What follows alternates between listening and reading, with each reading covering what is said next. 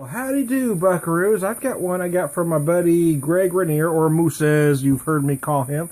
I drank one on New Year's Eve with my buddy Chris here, but I might not have given it the attention it deserved.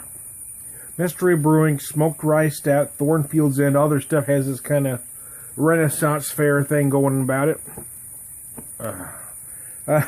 Renaissance theme, I guess. 6%, 25 IBUs. Although I believe their website has it listed at 5.8. Although the can says 6%.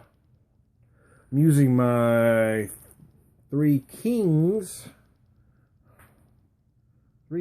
pub glass I got in St. Louis on the Del Mar Loop back in August when we stayed there at the Moonrise Hotel. They have this on the menu, right? It's $6, $5.99. Comes filled with their own blend of spices, spiced peanuts. It's very good, by the way. Oh shit! Almost knocked stuff down there. Spiced peanuts, but you get to keep the glass, so you get peanuts in a glass for $6. If that ain't a bargain, I don't know what is. So I did talk about this beer. I had my buddy Chris with me, but we were kind of talking about other stuff. So I don't think I put enough focus on the beer, and I don't think I mentioned the smoke. I talked about the rye malt. Smoked rye stout. I talked about the stout notes, the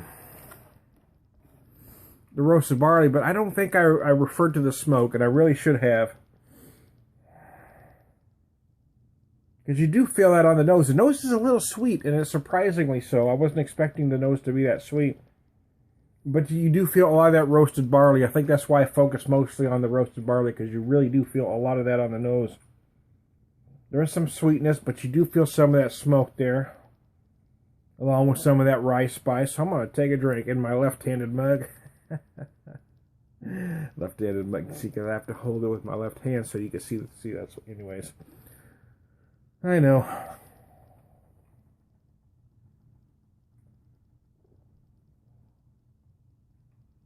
Oh gosh. Wow. Well, that's even more gorgeous, I remember. But I will be honest, we had already started drinking a little bit. I might not. It was New Year's Eve, after all. But he was here, and I like to share stuff. I'm one of those guys that likes to share everything. You know, we all have, I think us beer guys all have that one beer geek friend that wants to tell us about all the beer he has, especially all the wonderful stuff he's got cellared, but doesn't want to share any of it with you. You know, oh, I got this, but he won't pop any of them, right? Y'all know that guy, right? Well, I'm the opposite of that. I don't care what I have. If we're having a beer together, if you invite me over, or if you come over here, we're popping the stuff. If I bring it up, we're going to open that bottle, you know. I don't just talk about something to be talking about it. If it comes up in conversation, you better believe that bottle's going to get opened. But that's just me. That's how I grew up. That's how I am.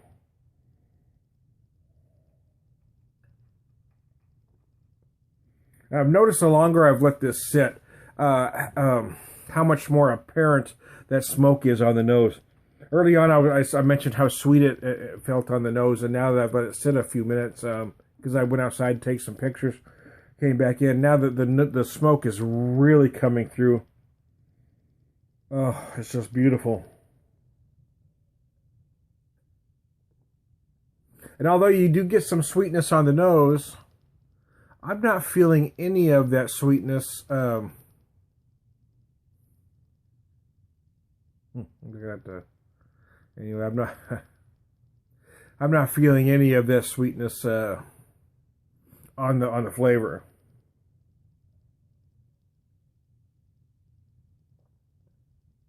What I feel is that smoke almost. It's almost like it was aged in a Scotch barrel, you know what I mean? It's not. It doesn't say it is, but it has that feel. You know, you feel that smoke all the way through it.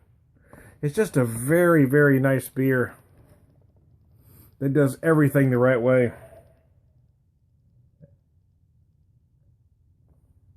It's the first beer I've had from this brewery, and I'm intrigued enough to want to buy more. I really am. Oh. Oh, holy smokies. Yeah, again, the more I let this sit, the more that smoke is coming. Early on, I was getting a whole lot of sugars, and now I'm just feeling that smoke and roasted barley in such a big way. I'm almost kind of, you know, getting excited a little bit. I can feel some action down there. Wow. Oh, excuse me.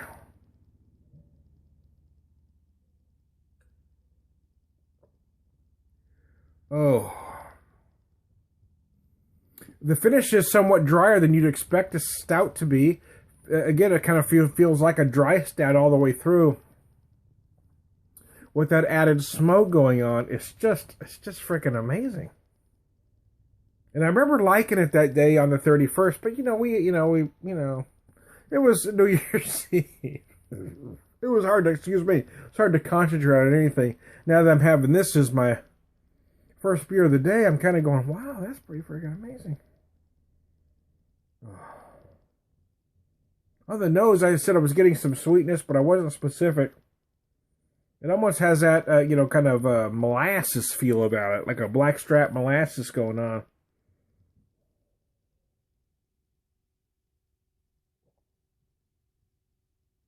But it's that smoke that really gives me a hard on all the way through it. Oh my gosh. Man, that's tasty. So anyways, hey, I want to thank Moose for bringing me a couple of these. I want to thank Chris for sharing one with me. But I mostly want to thank Moose for thinking of me and giving me 2 beers. I hope we can get together again soon and knock a few back. Oh man, it's an amazing beer. Yes, so I don't give beer grades because I think that's kind of asinine, to be honest with you. For me, it's either a buy again or a not. And this, even though I didn't buy it the first time, if I'm ever somewhere that has this, yes, I will buy it gladly. It is that good. This is Time to Brew Whisper. Now that I've got it about half empty there, you can kind of see the 3 Kings. I love this glass. There's I just 3 Kings. They got a Renaissance thing going on. You see what I'm doing here? I tried to kind of pair it anyway. This is Time to Beer Whisper. We'll talk to you later.